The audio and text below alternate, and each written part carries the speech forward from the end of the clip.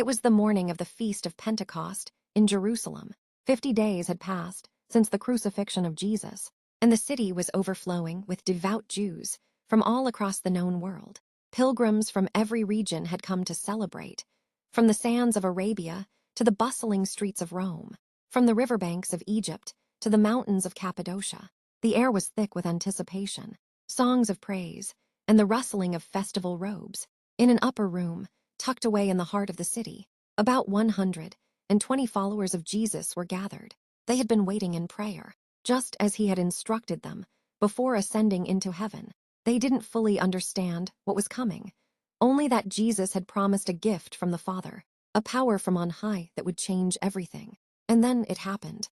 Suddenly, without warning, a sound like a violent rushing wind swept through the house. There was no actual breeze, but the roar filled every corner of the room. Eyes widened, hearts raced. It wasn't a storm, it was heaven breaking in. Then, something even more astonishing. Tongues of fire appeared and began to descend. Like flickering flames, they hovered and then rested upon each person in the room. Not just Peter or John or the women who followed Jesus. Each and every believer was marked by the fire.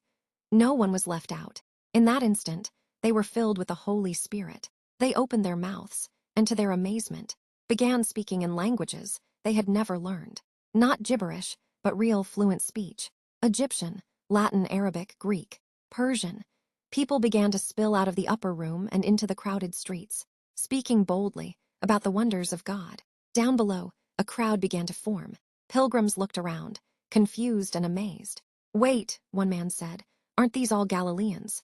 How are they speaking my language, the very dialect I grew up with?" Another leaned in. "That one's speaking Mesopotamian, and that one over there, he's speaking perfect Cretan."